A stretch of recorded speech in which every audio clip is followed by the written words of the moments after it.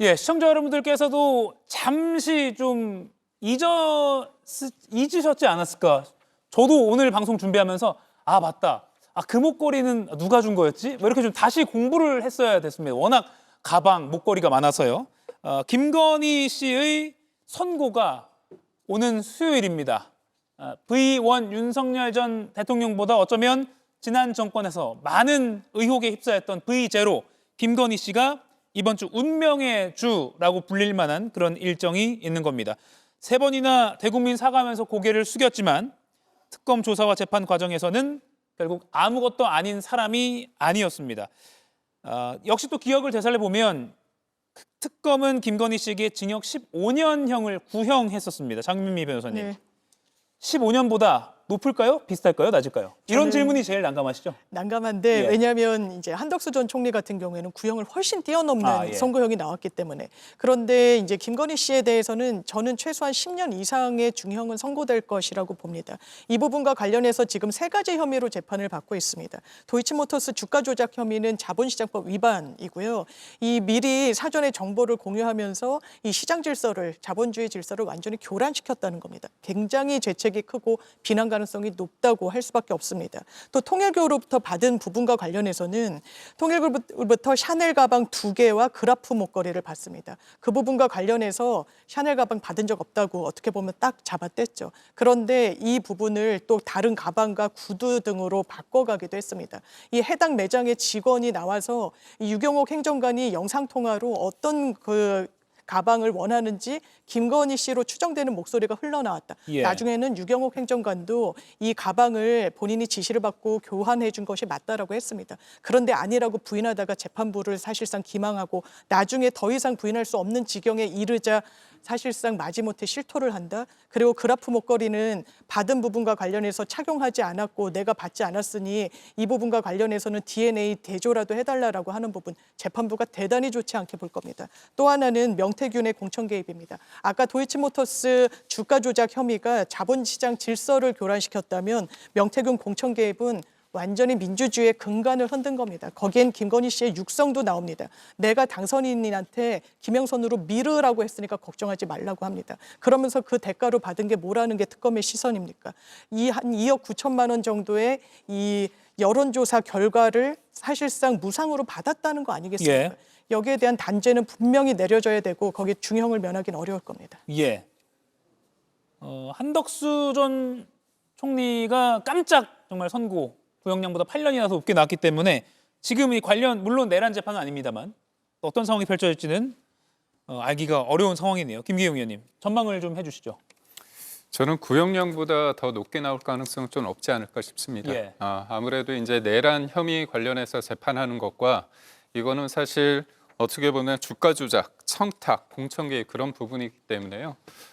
저는 뭐 8년 정도 좀 생각을 해봅니다. 다만 여기에서 통일교 청탁 관련해서는 김건희 여사가 인정을 한 부분이 있습니다. 받았다고. 우리가 좀 헷갈릴 게 앵커께서도 말씀하셨지만 서희건설 쪽에서 이렇게 받은 부분이 이른바 나토 3종 세트, 그다음에 여러 가지 뭐 금 거북이, 기타 등등이 있는데 그 관련된 혐의는 아닙니다. 그렇기 때문에 통일교 관련된 거는 본인이 뒤늦게나마 인정을 했기 때문에 이 부분이 어떤 식으로 재판부가 어떻게 받아들일지 여부가 있는 것 같고요.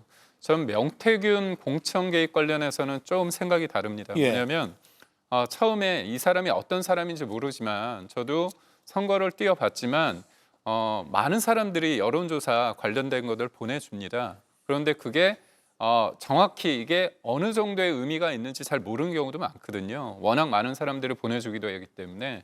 그래서 그거를 명시적으로 공천을 줄 목적으로 그거를 처음부터 애초부터 그런 생각하에 사실상 여론조사 돈을 주지 않은 상태에서 소위 말해서 공천과 여론조사 그 내용을 바터한다. 대가성으로 인정하면서 인식하면서 그렇게 했을 개연성은 전 크지 않다. 그렇기 때문에 그건 어떤 목적성과 고의성에 대해서 재판부가 어떻게 볼지를 좀 보고 있고요. 예. 도이치모터스 관련해서는 사실 문재인 정부 때 그 부분에도 수사를 했습니다. 그리고 또 윤석열 정부 때 수사를 했는데 뚜렷하게 어떤 결정적인 부분이 나오지 않았습니다. 다만 서울 고검으로 나왔을 때 그 주가 그 증권사 직원의 어떤 녹취가 나왔기 때문에 거기에 좀 결정적인 내용이 좀 있거든요.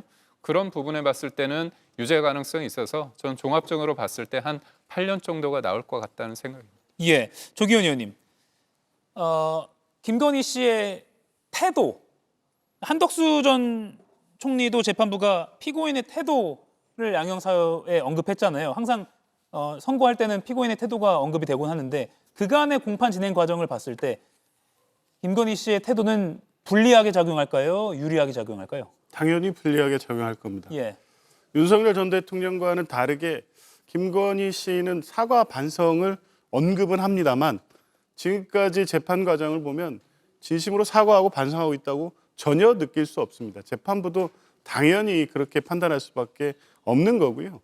재판 과정에서 양형의 참작을 받기 위한 사과나 반성의 입장은 실제 공판 과정에서 그에 수반하는 정도의 책임을 보여줘야 됩니다. 그런데 김건희 씨 같은 경우에는 지금 기소된 3개 건에 대해서 사실상 어쩔 수 없이 인정할 수밖에 없었던 샤넬백 2건 외에는 전부 부인하고 있습니다. 더군다나 이 수사 과정에서는 지난 윤석열 정부의 검찰이 수사를 무마했고요. 이 공범들에 대한 재판에서도 김건희 씨가 직접 관여한 증거들이 나왔음에도 불구하고 그런 결과를 스스로 만들어냈다는 부분까지 다 종합해 보면 사과와 반성을 사실 유일하게 감경사유로 고려해 볼 수는 있지만 재판부가 보기에 이진관 재판장이 한덕수 전 총리에 대해서 판단했던 것처럼 진정한 사과와 반성이 있다고 판단할 리가 없습니다. 그래서 감경사유는 전혀 없어 보이고요. 예. 가중사유는 더 높아 보이기 때문에 저는 지금 구형된 15년도 그렇게 많은 것은 아니다 이렇게 판단합니다. 이가혁 라이브를 시청해 주셔서 고맙습니다. 이가혁 라이브는 평일 오후 5시 TV와 유튜브로 실시간으로도 함께 하실 수 있습니다.